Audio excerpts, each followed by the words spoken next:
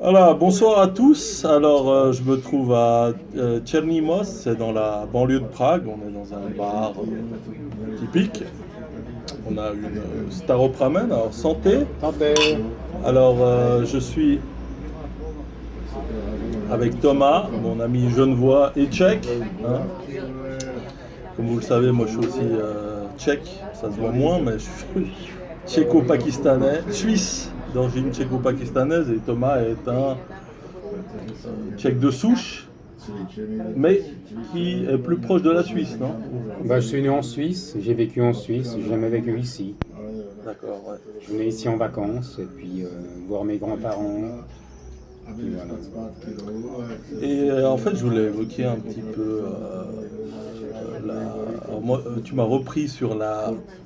Parce que dans une vidéo, j'ai parlé de propagande ukrainienne. C'est vrai que moi, je suis assez frappé par ce déferlement pro-ukrainien. Enfin, au moins au sein des institutions, parce que toutes les écoles ou les bâtiments officiels ont des drapeaux ukrainiens.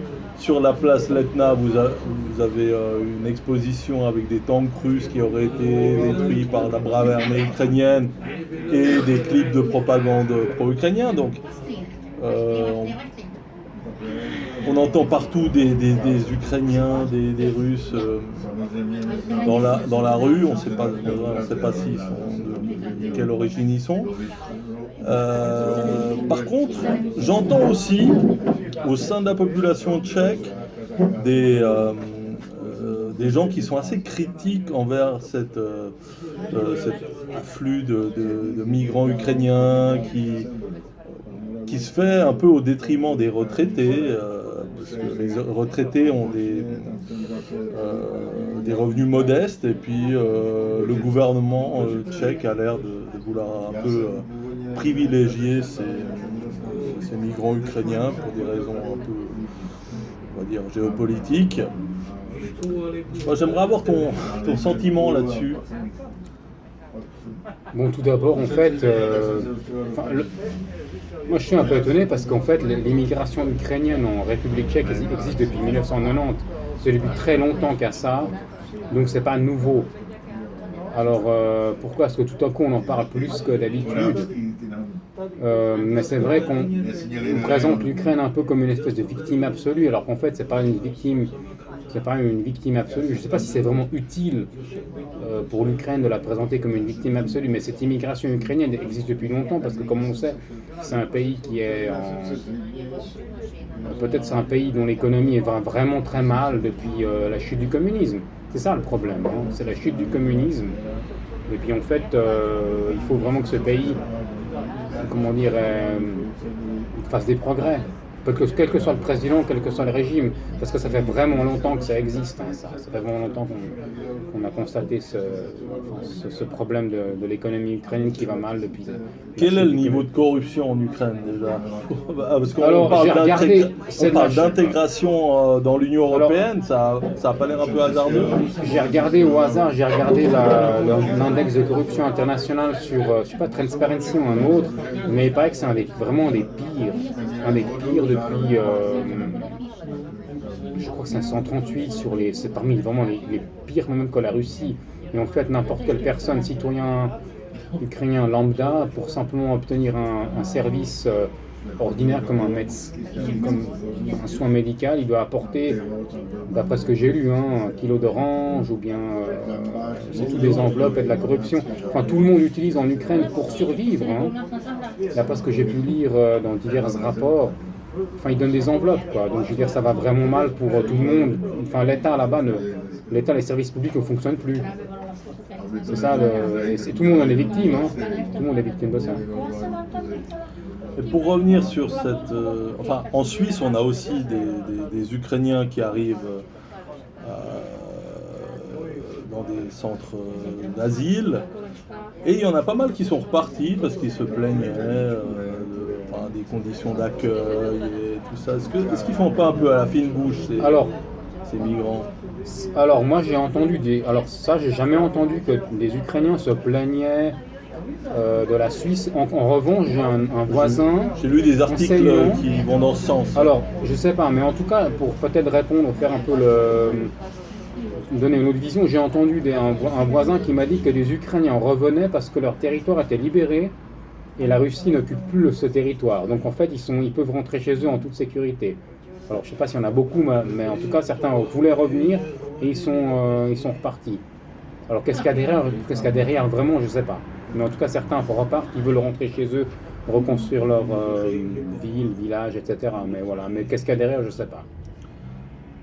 Est-ce qu'on n'a pas tendance à faire un peu du manichéisme russe contre ukrainien, alors que c'est un peu plus compliqué que ça, parce que les migrants qui viennent d'Ukraine en Suisse, j'ai remarqué qu'ils sont souvent russophones. Et ici peut-être aussi, qu'est-ce que tu en penses? Bon, tout d'abord, c'est vrai que les deux langues ukrainiennes sont proches. Je ne suis pas spécialiste, mais apparemment, c'est des langues qui sont mutuellement compréhensibles, dans une certaine mesure. Et c'est vrai qu'on n'en parle pas tellement, mais l'Ukraine, il y a quelques années encore, a refusé de signer en fait la charte européenne qui protège les minorités. Hein. Ça, c'est une des critiques qui va contre ce pays. C'est qu'en fait, l'Ukraine ne peut pas protéger ses minorités linguistiques. Et sans entrer dans les polémiques, hein, il y a 14 millions d'Ukrainiens qui sont russophones. 14 millions sur combien d'Ukrainiens? Il faut revoir les statistiques, mais sur les 45 millions ou 35 millions, un bon tiers, il y a un tiers, ou en tout cas 25% qui parlent peu russe.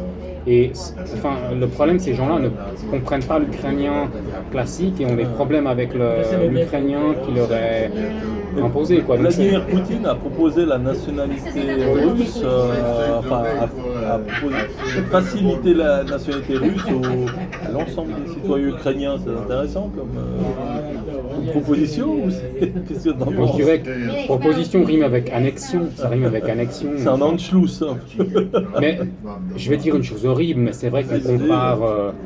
Moi, j'aurais tendance, mais que n'importe quel historien réagisse à ce que je dis, mais Hitler a envahi les Sudètes.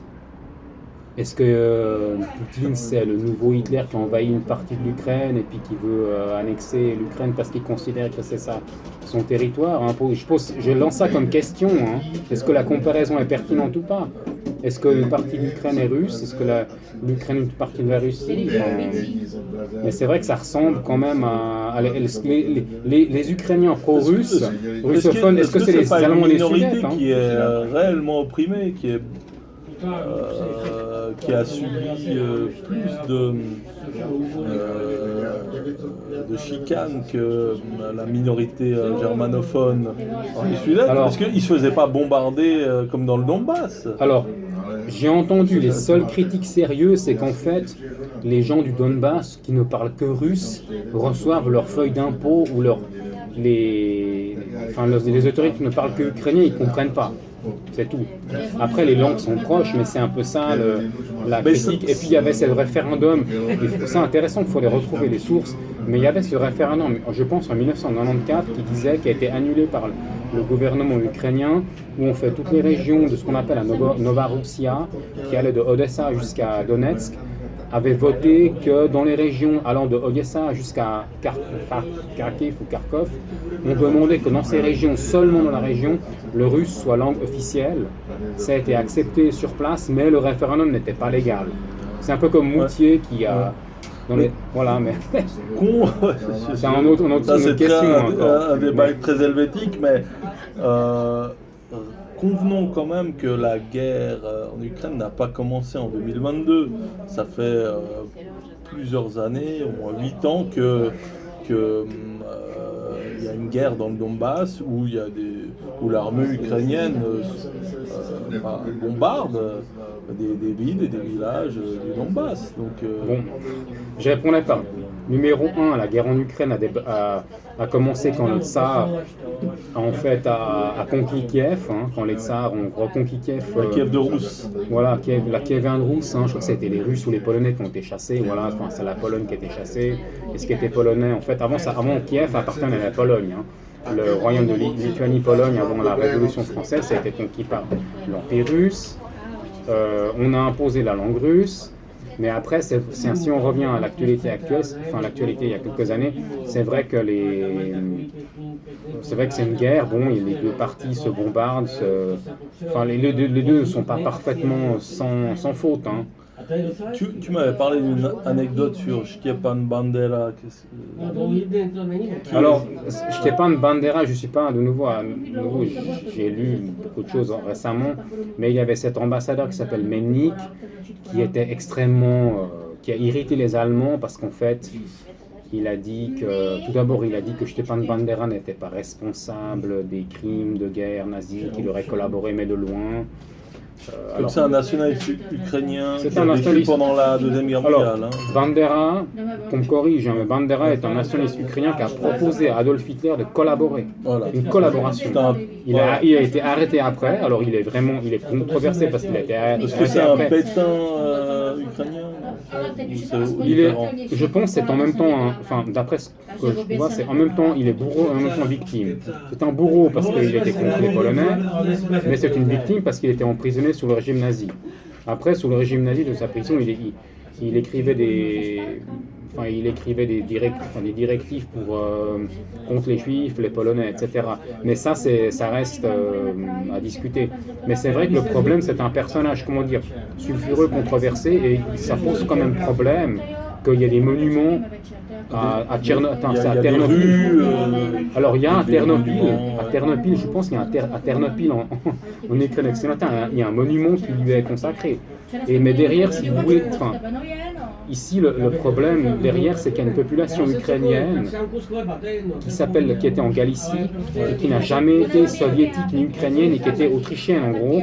Et c'est pas la même culture, c'est pas les mêmes gens qu'il y a dans l'État ukrainien, c'est pas les mêmes gens de Kiev, Odessa, tout ça. Et ces personnes-là, apparemment, le contact ou la fusion avec le reste de la population ukrainienne, ça marche pas. Et qu'est-ce qu'on peut dire du massacre de Volhynie?